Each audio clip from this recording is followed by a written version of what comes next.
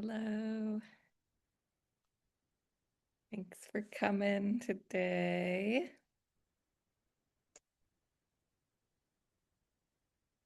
And I'm gonna pause.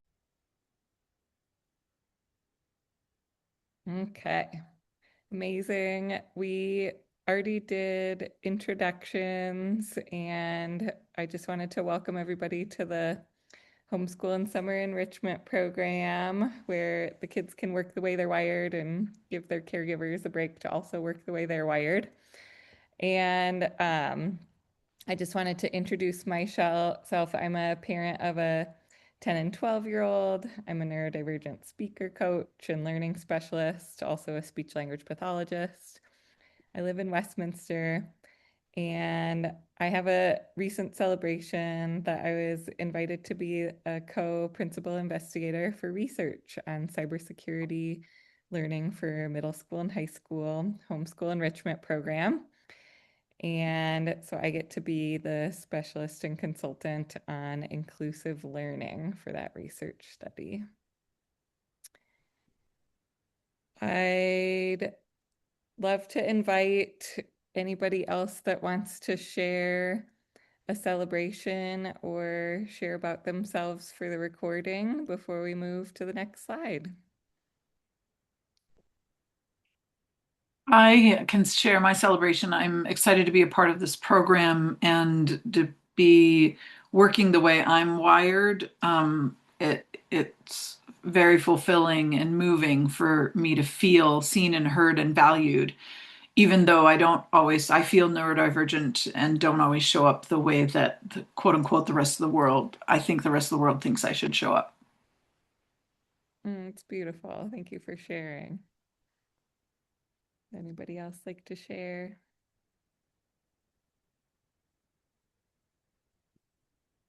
All right, keep going. Feel free to interrupt or ask questions. We can keep this informal. I wanted to start off with a story about a makerspace that I created when I worked in the public schools for 13 years. I was a leader in special ed, gifted ed, social emotional learning, and got my principal license and did a lot of leadership work school-wide and district-wide. And in one of my roles when I was focused on gifted education, I created a maker space for the whole class to come visit. And it was designed to be gifted ed for all so that it was really learning design to the edges. And so I had stations set up and the kids got to choose what they wanted to work on. And one of the favorites was the picture of the masking tape and cardboard. They created so many creative projects, and there's marble rail here and snap circuits. So some people were uncomfortable with me doing things different because the person who did the job before me pulled small groups and went to the teacher coaching meetings for supporting them with thinking about how to adjust things. And I wanted to be innovative and have the teacher bring their whole class to try something new, and we could collaborate and learn together in a different way that didn't take up their plan time. And we got to experiment with offering kids a little bit more choice and autonomy with how they learn. So yeah, some people were uncomfortable with the change, but the kids absolutely loved it, and so many of the teachers were really excited to do it too. And so I'm bringing in some of that success into the homeschool enrichment program with how it's going to be set up. So, for our agenda for today, we're just going to review who it's for, our why, some program details, have some small group discussion. We'll probably just stay together in the group rather than do breakout rooms. But maybe I'll put you in breakout rooms in pairs for a minute or two to be able to have some quiet one-on-one processing time with someone else.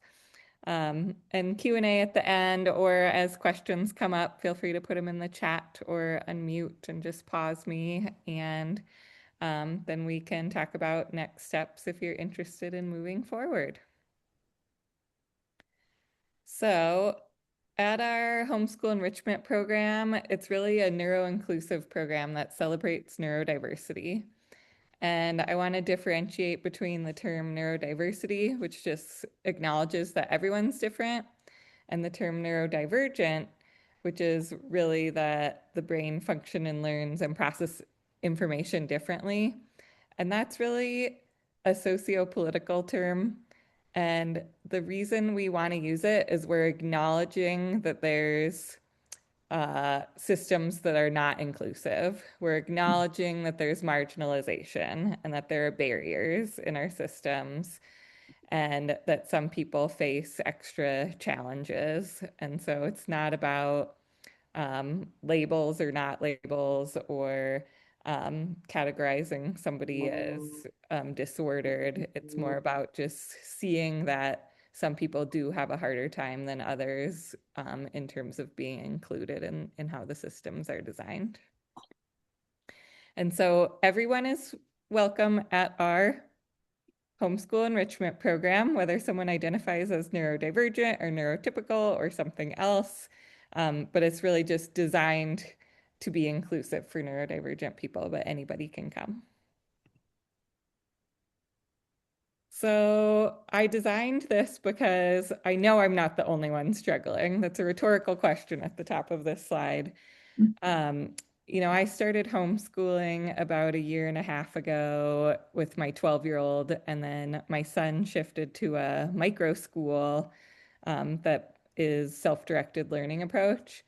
And just really shifting away from the approach after being in the public school system for so many years. It's been an exciting shift and something that I believe in, but it's also a lot of work. And so I've needed a lot of support and community to navigate it. And, um, being a leader to put this together is really around creating what my kids need and what I need, and then bringing other people into. So here's what I've been struggling with: coordinating all of the play dates and the enrichments and what I call a Frankenstein education, where it's just all these piecemealed parts put together to try and make something work. Trying to figure out how to navigate like bringing my kids to places that are new, loud, crowded, hot, cold, overwhelming, with these different events and groups in forest schools. It's just too much for us, and we really need a more sensory friendly and consistent place to be. And my kids get bored in a house filled with things to do, and they just need other kids, really. That makes all of their things that they have much more fun when they have other kids to hang out with. The co-regulating for transitions and giving transition warnings and planning, it's just a lot.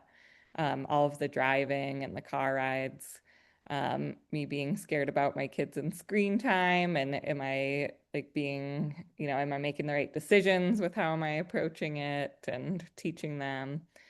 All of the life skills that I want to teach them, like daily living, being able to like choose leisure activities and get movement for their body and hygiene and eating and cooking and chores. Um, just teaching self-regulation and self-advocacy and problem solving and supporting them to build friendships and relationship skills and career readiness so they have meaningful work that they enjoy, and just like having trying to meet the learning and social emotional needs of kids with different needs too. It's a lot.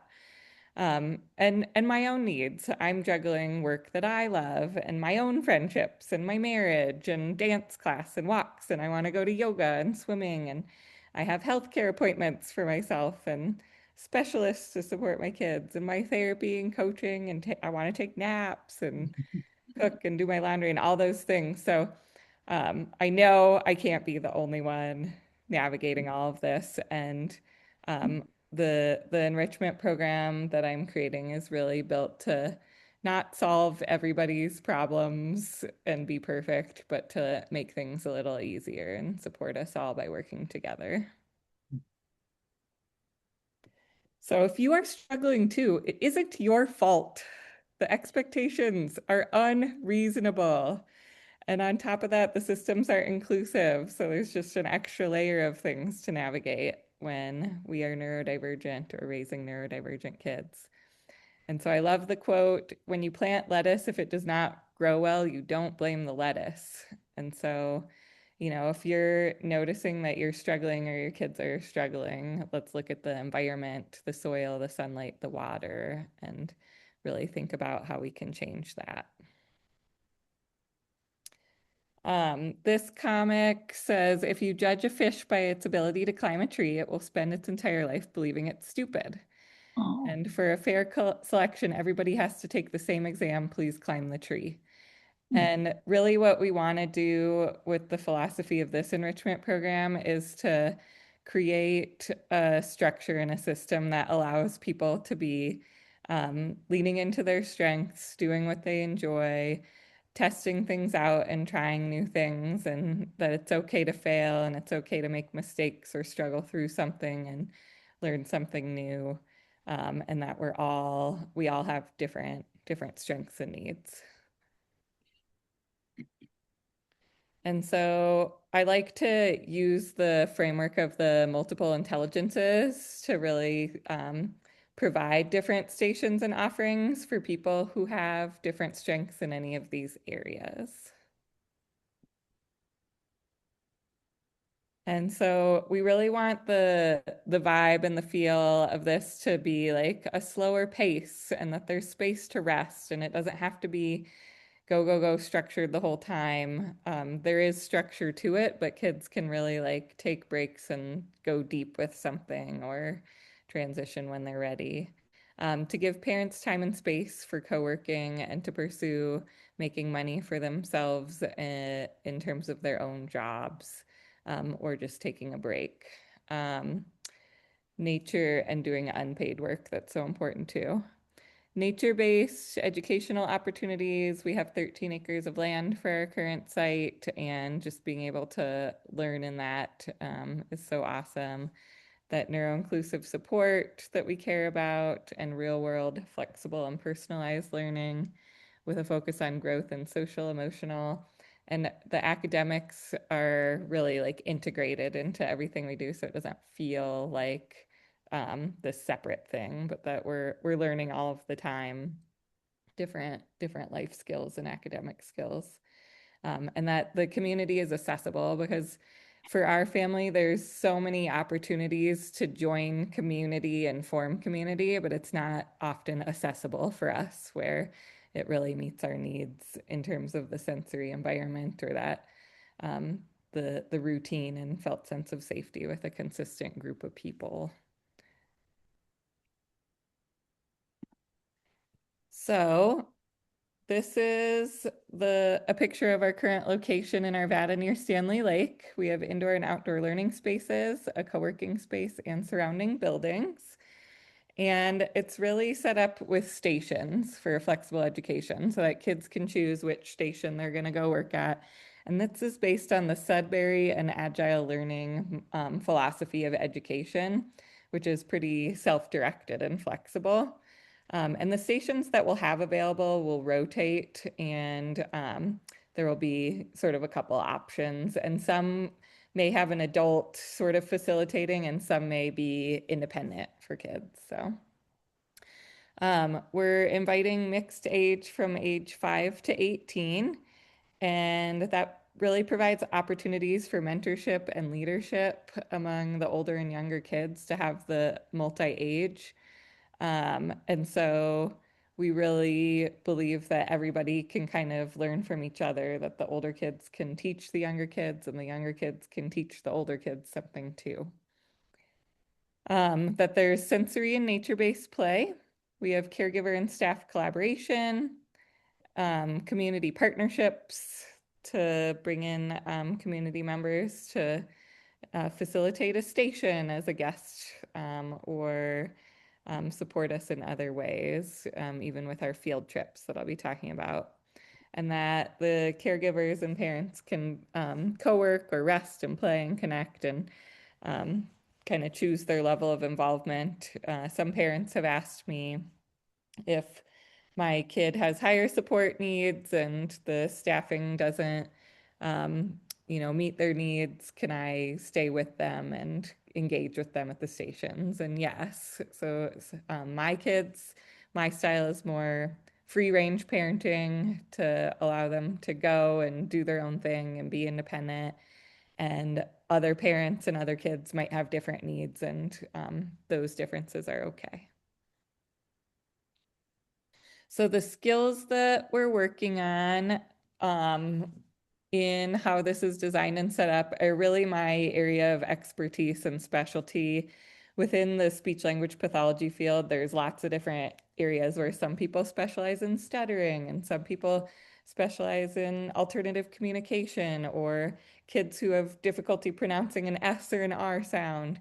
And my area of specialty has always been ADHD and autism and giftedness, and especially social communication and executive function skills. So, with that social communication, it's verbal and nonverbal cues, being able to plan and set goals, regulate emotions, attend, shift and be flexible, solve problems, build relationships, that self-awareness and self-advocacy, and really integrating that with functional life skills of like cooking and cleaning and nutrition and leisure activities or movement. And then bringing in financial literacy is a huge um, piece for me in terms of my shift into teaching entrepreneurship. Now that that's sort of my main business, and this is sort of a side project that's more for my kids than it is my main business. And then, perspective taking skills and frustration tolerance, career readiness, all of those pieces. Because I want my kids to love their job as much as I love my job now. And that hasn't always been the case for me, where I've been able to have a job where my needs could be met so well, because I get to design it for me. So in our indoor learning spaces, you can see the two pictures here of the apartment that we rent, and it's sort of separate from the main house where the founder of the intentional community that is on the land lives, and this is sort of a separate additional apartment. Um, we, my family is a founding member at the intentional community, and so we're planning to move on to the land once we build the 10 homes, which we predict will be in about 2 years. And so this is something, having a homeschool enrichment program and sort of unschooling in community and working together with our neighbors has always been a dream of mine for the last few years. So we're starting it before the houses are built, but it's really a long-term labor of love. So in the indoor learning space, in the back bedroom, we have a makerspace area. We have some quiet areas in the closet and laundry room for books and sensory tools. We do cooking and science experiments in the kitchen. We have opportunities for the kids to choose the stations with writing and real world math and reading and games, board games. Kids can eat anytime. This is about learning to listen to our body and not having to wait for someone to say that it's snack time or lunchtime or anything like that. We have a fridge where they can, kids bring their own food. We keep a few things stocked and can kind of talk about allergies and preferences and things, but kids generally bring their own food. And it's just really personalized. When it comes to technology, we do allow kids to bring devices. A family can choose to tell their kid that they cannot bring their device, and that's the family's choice, or do parental controls on it, or however they want to do it. But we allow it because some kids do need them for it to be accessible, for them to be able to come and regulate and have them either as a special interest or when they need to take a break. And it can be a learning tool, whether they're gaming or coding or creating something. And so we don't want to restrict it on our end, and we trust parents know their kids best to be able to help make those decisions. And then we do provide support to teach self-regulation skills to help kids gain an awareness of how they're using the technology and just collaboratively problem solve with them if challenges come up with that during the day. The outdoor learning space has a couple different outbuildings. The picture here shows the former horse arena. It used to be a horse property, and we may bring back horses in the future. But right now there's no horses. But the fact that we have a large insulated building with just a dirt floor is great because in the winter it never gets below 50 degrees, and in the summer it stays cool. And so it's a great place to run and play that's not windy, it's not too cold, it's not too hot. It does have a little bit of a smell. I'm really sensitive to smells. Not everybody is, but so yeah, there's that. But the kids like to play, things run around. My daughter has made like dirt art with the rakes, and kids have dug holes in there and set up capture the flag and soccer and things like that. Um, the The station examples that might be outside are like a game or a sport that's more outdoors, or like setting up an escape room puzzle, or a scavenger hunt, or obstacle course, a construction building project. I'm in collaboration to form a community partnership with a electrician. And so just any of those like trades type STEM activities in nature, gardening. We have raised garden beds that are kind of a blank slate ready to be planted, and kids like to dig holes in the grassy area too. So for our caregivers, we're asking that caregivers remain on site for anybody that can't be left home alone. So if you have like a 14-year-old or a 16-year-old, that can be drop off because it's kind of the same idea of like, I would trust my kid home alone. And so they're ready for that. And we can talk about those specific situations. But for anybody who can't stay home alone, then we have the caregiver remain on site. We're not a licensed daycare or school.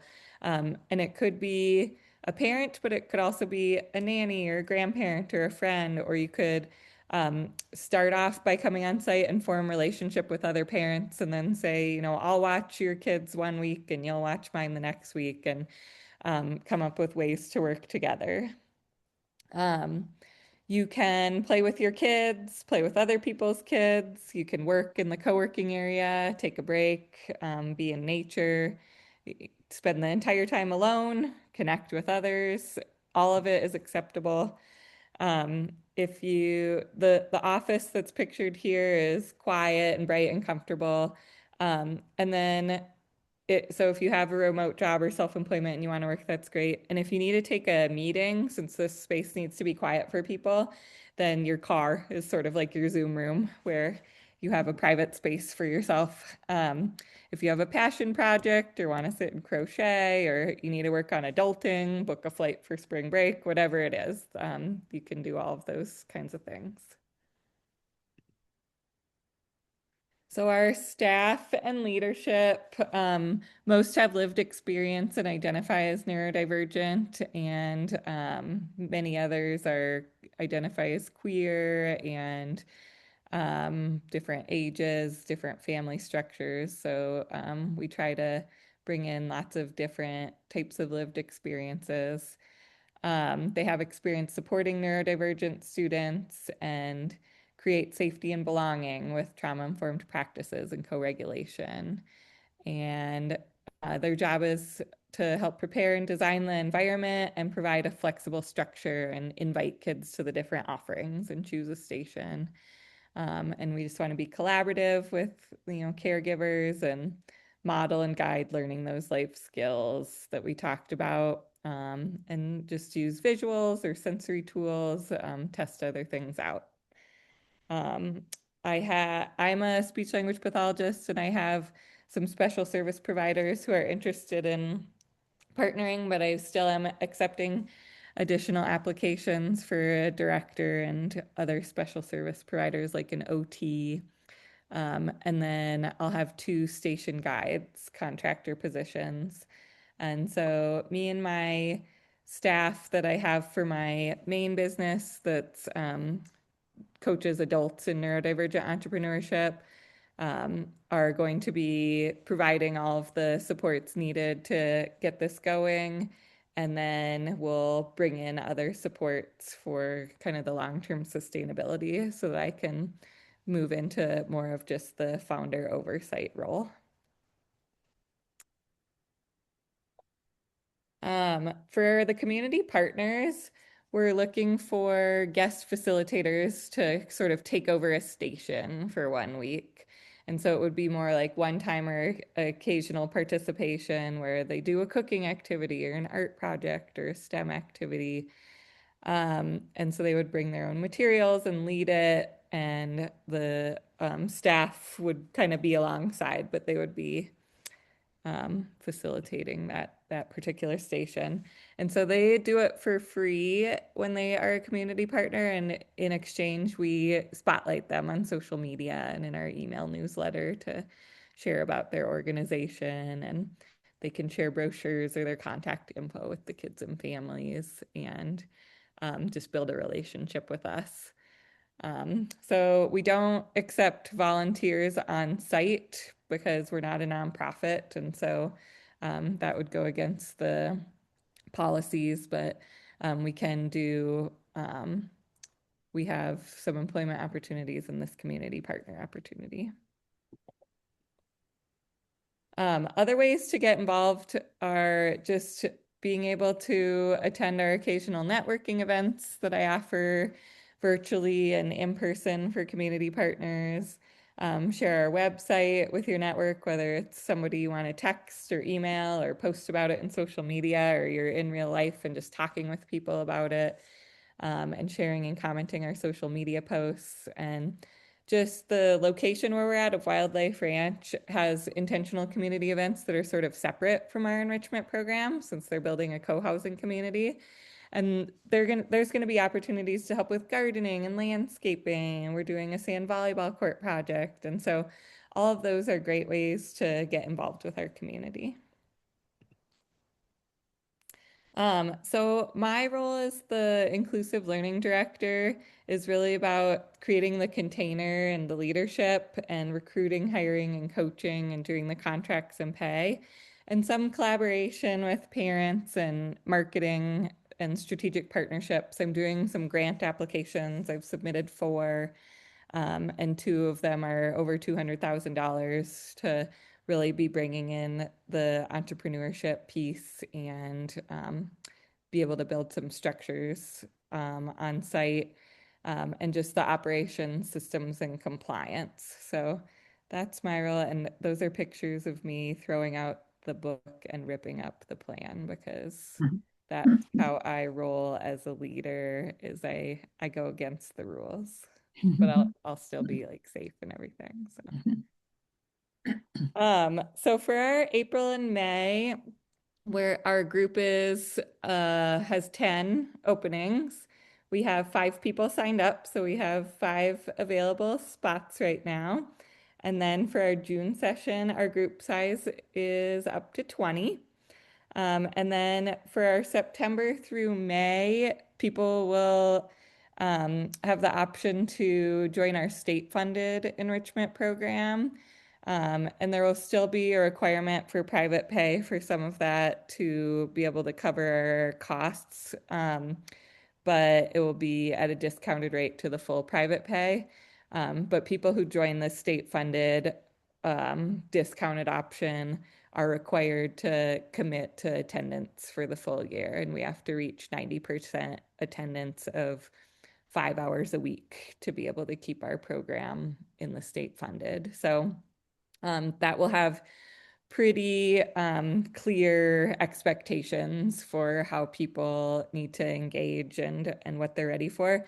And so April, May, and June are a really great time to test this out if you're wanting and considering to make that commitment, to see if it's going to be a good fit to be able to do the full year program.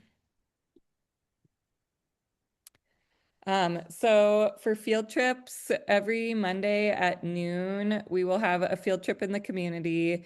If it's something like an escape room, you'll have to pay extra for that. We'll try to do like 2 free and then 2 paid each month. And so you can kind of choose which field trips you want to join. But here's a few of the examples of things we might do, like meeting at a library or makerspace or a playground, and people can bring their pets and um, going to a restaurant. Our first field trip is going to be an ice cream shop to start it off with some sugar.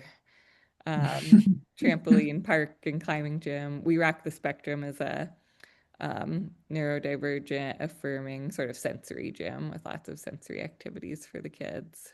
Painting pottery, those are some examples. And we'll get input from the kids too and families on suggestions. So it's not all finalized for the whole time yet. Um, and then on Wednesdays at noon, we have our virtual offering. Um, and we're going to do a Work the Way You're Wired sampler during April, May, and June. It's actually a year-long program that we'll be including in it may be only an add-on for the year-long program, but that'll be more extensive where kids create their own business and actually have an entrepreneur market to sell their products and services at the end of the school year. So for the sampler, they'll learn a little bit of each of our framework of the wire, how am I wired, what are my strengths and needs, what about my battery, what energizes me and drains me. And so these four parts are part of a visual that's a circuit. I didn't put the visual on, so I'll have to get that on there. But the switch that sort of turns on the circuit so that the electricity can flow is really about the routines and systems to keep things going. And then the light is shining so that what lights me up and what do I want my work and life to look like. And so this will be the virtual offering on Wednesdays. Then on Wednesdays, there's a caregiver collaboration call where they can join virtually and share any celebrations, brainstorm and share ideas, give input about the program for continuous improvement, ask questions about integrating skills from the program into the home, school, or community, any other places. So that's for caregivers. And then the main in real life program is Fridays from noon to 3. Um, and that will be the stations and the support from special service providers sort of integrated into that, working on all of those skills. The pricing for right now, we have early bird pricing of $500 a month, and that ends April 3rd, this Friday. And with attendance flexibility for right now, before we do that state funded program, it's like a gym membership. So everybody pays the same price and chooses what they want to engage in. So you might say, I only want to do the Friday. I'm not interested in the field trips. I'm not interested in any of the virtual calls on Wednesdays. That's fine. Or if you only wanted the virtual piece and none of the in person, whatever it is that you want to test out and try, it's a monthly subscription rate and 30 days notice to cancel. So the next step, we're gonna have an interest form that I'll share.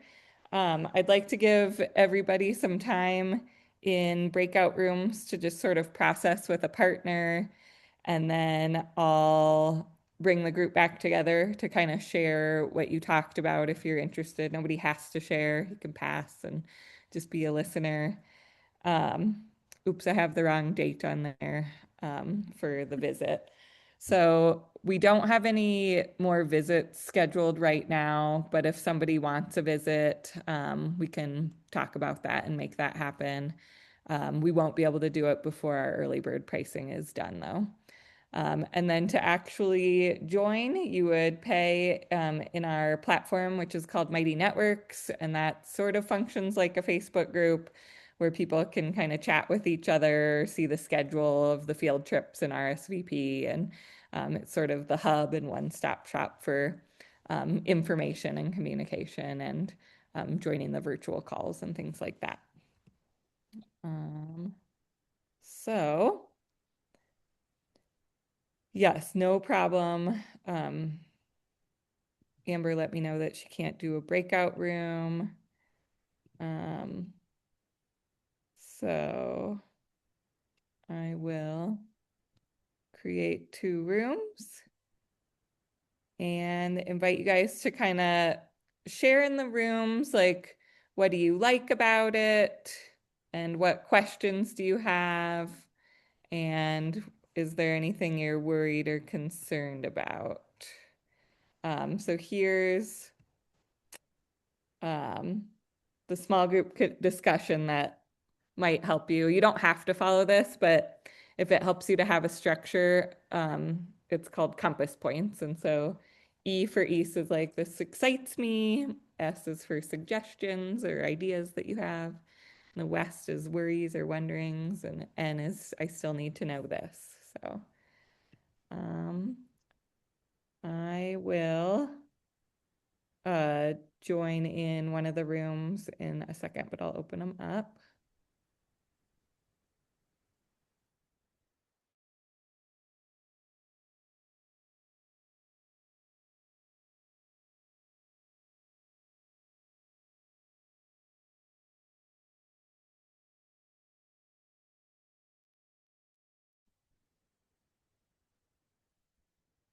Hello. Because I don't know who's in the room, but hello.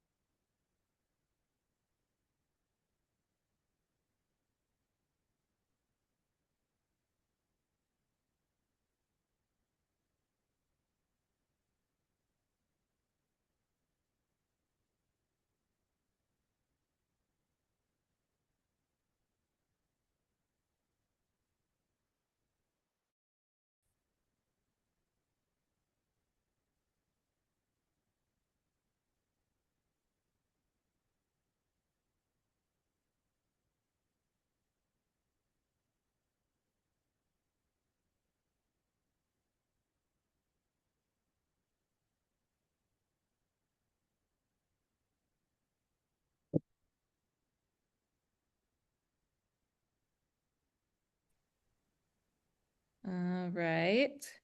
And I just love to check in with Carly and TJ to see like what excites you or what ideas do you have, what worries come up, anything you need to know. Just wanted to open this time up.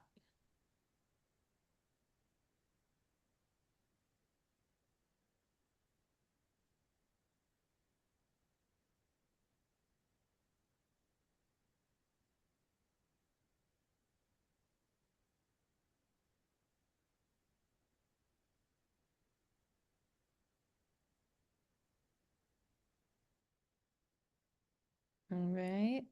I'll have Carrie share. Oh, what? TJ just unmuted. Oh, TJ, did you want to share? Oh, yes. Sorry, I'm also trying to figure out how to even like get my it's like on my car now, so I'm trying to figure out how it works. But anyways, I assume this was on a slide that I couldn't see, but it sounds like there's like an hour and a half, like 3 days a week. Is that correct? So 1 day a week is 3 hours. So the in-person um, programming in Arvada is from noon to 3 o'clock on Fridays. And then the field trips on Mondays will probably be an hour, hour and a half, 2 hours. It'll probably kind of depend on which field trip it is. And then the virtual programming on Wednesdays is an hour. Okay, thanks. Yep. So it's 3 days a week. It always starts at noon. Um, and the field trip and the in-person one are in person. Then there's 1 day a week that's virtual. So yeah. But what do you think about that structure of which components of it would work well, or if all of it would work well, or certain parts?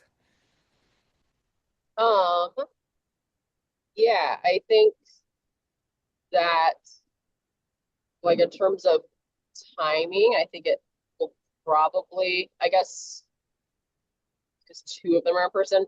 One of them is going. I don't think that the like way it's scheduled is probably going to work for us specifically, but Mhm. just with how my work schedule is and the other enrichment things we have.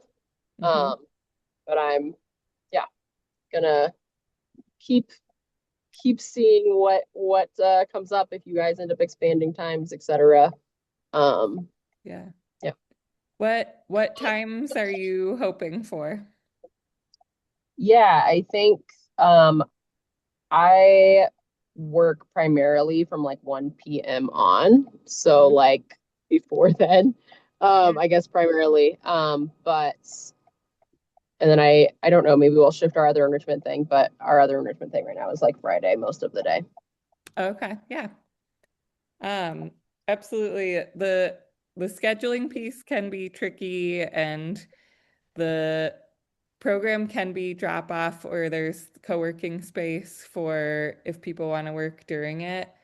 But if it's interfering with other enrichment programs, there's so many different ones and trying to find the one that's the right fit makes sense. So, yeah, Yeah. love to continue to hear as things evolve and change for you guys if something comes up.